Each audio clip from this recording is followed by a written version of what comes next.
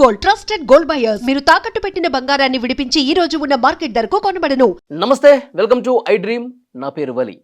నల్గొండలో కొండమల్లేపల్లిలో Nagarjuna grammar high school principal Roopa Reddy హత్య కేసు మిస్టరీ ఇప్పుడిప్పుడే వీడుతోంది. సో పోలీసులు దర్యాప్తు చేస్తున్నటువంటి క్రమంలో ముగ్గురు అనుమానితుల్ని ప్రస్తుతం అదుపులోకి తీసుకున్నారు. ఆ ముగ్గురు అనుమానితులను కూడా విచారిస్తూ ఉన్నారు. కానీ పలానా వ్యక్తి హత్య చేశాడని చెప్పి ఇంకా ఒక నిర్ధారణకు రాలేదు. వాళ్ళ ముగ్గురు కూడా అనేక కోణాల్లో విచారిస్తూ ఉన్నారు. దర్యాప్తుని వేగంగా ముందుకు తీసుకుపోతున్నటువంటి పరిస్థితి ఉంది. నిన్నంతా పోలీసులు అక్కడ సంఘటనా స్థలాన్ని పరిశీలించారు. అక్కడ జేబీ కాలనీలో ఉన్నటువంటి సీసీ కెమెరాలన్నీ కూడా తనిఖీ చేస్తే అందులో ముగ్గురు అనుమానాస్పదంగా కనిపించారు. ఎందుకంటే సాయంత్రం 4 గంటల నుంచి రాత్రి 8 గంటల వరకు ఈ హత్య జరిగింది సాయంత్రం 5 తర్వాత. కాబట్టి 4 నుంచి 8 ఈ 4 గంటల పాటు అక్కడ అనుమానాస్పదంగా ఎవరెవరు తిరుగుతున్నారు, జేబీ కాలనీలో ఎవరు కొత్త వ్యక్తులు కనిపించారు, జేబీ కాలనీలో ఆ ఇంటి వైపుగా వచ్చినటువంటి వాళ్ళు ఎవరు, ఇవన్నీ కూడా క్షుణ్ణంగా పరిశీలిస్తే, ఎందుకంటే 1-2 సార్లు అట్లా నామమాత్రంగా చూస్తే కనిపించలా, కానీ చాలా పర్టికులర్గా ప్రతి సీసీ కెమెరాను పరిశీలించి చూస్తే ముగ్గురు వ్యక్తులు ఆ 4 గంటల సమయంలో కనిపించినట్టుగా పోలీసులు ఇన్ఫర్మేషన్లో కనిపిస్తోంది. అయితే ఒక సీసీ ఫుటేజ్లో చాలా స్పష్టంగా 5 గంటల సమయంలో రూపారెడ్డి ఇంటి వెనక వైపు కొంత నిర్మానుష ప్రదేశం ఉంది, ఖాళీ ప్రదేశం ఎక్కువ కనిపిస్తుంది, పెద్దగా ఇళ్ళేమి కనిపించట్లేదు, కొంచెం చెట్లు అదంతా కనిపిస్తోంది. అక్కడ కొంచెం ఆ ఇంటికి దూరంగా రెడ్ కలర్ షర్టు వేసుకొని ఒక వ్యక్తి నడుచుకుంటూ వెళ్తున్నటువంటి దృశ్యం కనిపించింది. సో ప్రస్తుతం అతని మీద కూడా అనుమానం ఉంది పోలీసులకి. అతన్ని కూడా అదుపులోకి తీసుకున్నారు. అతన్ని కూడా అన్ని కోణాల్లో విచారిస్తున్నటువంటి పరిస్థితి ఉంది. ఎందుకంటే రూపారెడ్డి స్కూల్లో 5 గంటల సమయంలో అక్కడ తన కింద పనిచేసేటువంటి స్టాఫ్కి చెప్పి వచ్చారు, ఫ్రెండ్స్ వస్తూ ఉన్నారు కాబట్టి నేను కొంచెం ఎర్లీగా వెళ్ళాలని చెప్పి అక్కడ వాళ్ళకి చెప్పి మీరు చూసుకోండి అని చెప్పి ఇంటి నుంచి అక్కడ స్కూల్ నుంచి ఇంటికి వచ్చేసారు. ఇంటికి వచ్చేసరికి 5 గంటల 30 నిమిషాల మధ్యలో ఆమె ఇంటికి చేరుకున్నారు. మరి ఆ తర్వాత ఫ్రెండ్స్ ఎవరు వచ్చినటువంటి దాఖలా కనిపించలేదు. ఫ్రెండ్స్ ఎవరూ కూడా అక్కడ కనిపించినటువంటి పరిస్థితి లేదు.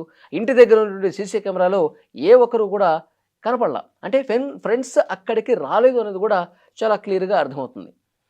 ఇంకొక ముఖ్యమైన విషయం ఏంటంటే ఆ ఇంటికి సంబంధించినటువంటి వెనక వైపు నుంచి తలుపులు తీసుకుని మరి ఈ దుండగులు వచ్చేసి ఆమెని దారుణంగా చంపేసి వెళ్ళిపోయినట్టుగా కనిపిస్తోంది. ఎందుకంటే ముందు డోర్ అంతా క్లోజ్ చేస్తుంది, వెనక తలుపులు తెరుచున్నాయి కిచెన్ వైపు నుంచి, అటు నుంచి దుండగులు వచ్చినట్టుగా చాలా క్లియర్గా అర్థమవుతుంది. సరే, వెనక వైపు నుంచి వచ్చారంటే ఇక్కడ ఒక వ్యక్తి అనుమానాస్పదంగా కనిపించిన వ్యక్తి ఇంటి వెనక వైపే చాలా కొంత దూరంగా నడుచుకుంటూ ఎరుపు రంగు షర్టు వేసుకొని వెళ్తున్నటువంటి దృశ్యాలు కనిపిస్తూ ఉన్నాయి. అంటే ఇతనే ఏమైనా చేసుంటాడా?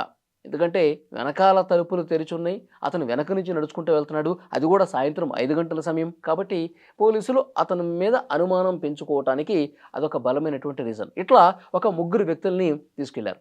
కానీ రూపారెడ్డి హస్బెండ్ రాజేందర్ రెడ్డి మాత్రం ఇంకా పలానా వ్యక్తుల మీద నాకు డౌట్ ఉంది, అతనే చేస్తుంటాడని చెప్పి ఖచ్చితంగా చెప్పలేనటువంటి పరిస్థితి ఉంది. మరోవైపు రూపారెడ్డి స్కూల్లో ఉన్నటువంటి స్టాఫ్ కావచ్చు, అక్కడ ఉన్నటువంటి పిల్లలు కావచ్చు, ఆ స్కూల్కి వచ్చిపోయేటువంటి ఈ పేరెంట్స్ కావచ్చు, ప్రతి ఒక్కరు కూడా రూపారెడ్డి గారు చాలా మంచి వ్యక్తి, ఎవరిని కూడా పల్లెత్తి మాట అననటువంటి వ్యక్తి, రూపారెడ్డి చాలా సౌమ్యంగా చాలా కూల్గా ప్రశాంతంగా ఉండే మనిషి.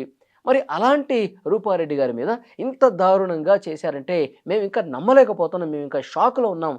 పోలీసులే ఏదో ఒకటి తేల్చాలి, ఎవరైతే దుర్మార్గులు చేశారో వాళ్ళని కఠినంగా శిక్షించాలని చెప్పి స్కూల్ దగ్గర ఉన్న వాళ్ళు చెప్తా ఉన్నారు.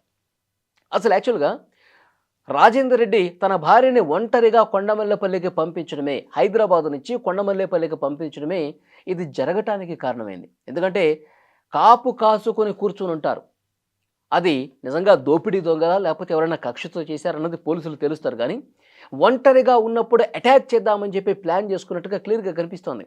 అదే రాజేందర్ రెడ్డి కూడా ఆ రోజు భార్యాభర్తలు ఇద్దరు కూడా కలిసి వచ్చేసి ఉంటే ఇది జరుగుండేది కాదు. రూపారెడ్డి వచ్చినప్పుడు ఇంట్లో రాజేందర్ రెడ్డి ఉంటే, తన భర్త ఇంట్లోనే ఉంటే ఇది జరుగుండేది కాదు. రూపారెడ్డి ఒంటరిగా ఉంది కాబట్టే ఆమె మీద అత్యంత క్రూరంగా 27కు పైగా కత్తిపోట్లు పొడిచి చంపేసి ఈ ఈ దుర్మార్గం చేసినటువంటి పరిస్థితి ఉంది. కాబట్టి ఇప్పుడు అదే రాజేంద్ర కొంచెం బాధతో పోలీసుల దగ్గర చెప్తున్నట్టుగా తెలుస్తోంది. నేను కూడా వచ్చేసి ఉంటే ఇంత ఘోరం జరిగి ఉండేది కాదు అని చెప్పి ఆయన మాట్లాడుతూ ఉన్నాడు. ఇంకొక ముఖ్యమైనటువంటి విషయం ఇక్కడ, నిన్నటి వరకు పోలీసులు చెప్పింది, అంతకుముందు పోలీసుల విచారణ జరిగినప్పుడు కూడా డబ్బులు కానీ నగలు కానీ ఏమీ పోలేదు, చంపేసి వెళ్ళిపోయారు, అంటే కక్షతోనే చేశారు అని మనం విన్నాం.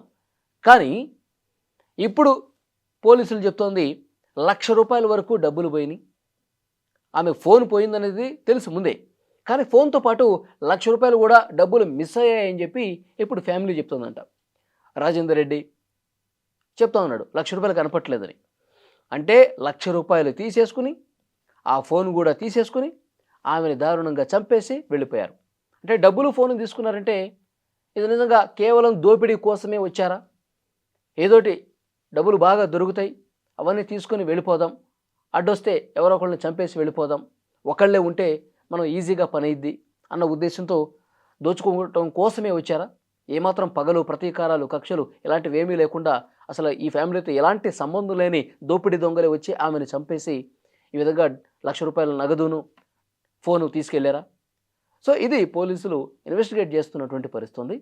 భర్త రాజేందర్ రెడ్డి రియల్ ఎస్టేట్ వ్యాపారి అయినప్పటికీ కూడా చంపుకునేంత గొడవలు, అలాంటి మనస్పర్ధలు మనసులో పెట్టుకుని ఇంత దారుణంగా చేసేటువంటి సిచ్యువేషన్ లేదు. అలాంటి గొడవలు అంటే నన్ను అటాక్ చేస్తారు, నా మీద దాడి చేస్తారు, నన్ను కాపుగా చంపుతారు, అంతేగాని ఇంట్లో ఉన్నటువంటి ఒంటరిగా ఉన్నటువంటి రూపారెడ్డి మీదకి ఎందుకు వస్తారు? ఇది ఖచ్చితంగా దోపిడీ పనే అయి ఉంటుందని చెప్పి భర్త రాజేందర్ రెడ్డి ఇప్పుడు చెప్తున్నటువంటి సిచ్యువేషన్ ఉంది. సో ఏదైనప్పటికీ అనుమానాలు చాలా బలంగా ఉన్నాయి. సీసీ కెమెరాల్లో కనిపించింది, అక్కడ ఇంటి వెనకాల అనుమానాస్పదంగా కొంతమంది వ్యక్తులు తిరిగారు, ఆ టైంలో వాళ్ళని విచారిస్తూ ఉన్నారు. ఇక్కడ డబ్బులు ఫోను పోయింది కాబట్టి దోపిడీ దొంగల పని అని చెప్తున్నారు. ఇంతవరకు కూడా పాత కక్షలతో చేసినట్టుగా ఎక్కడా కూడా నిర్ధారణ కాల. సో ఇవన్నీ అంచనా వేసుకొని నిజంగా కేవలం దొంగతనం కోసమే వచ్చి దాడి చేసి చంపారన్నది ప్రాథమికంగా కనిపిస్తున్నటువంటి అంశం. మరి పోలీసులు అతి కొద్ది గంటల్లోనే ఇంకా పూర్తిగా కేసుకు సంబంధించినటువంటి డీటెయిల్స్ బయటికి వెల్లడించే అవకాశం కనిపిస్తోంది.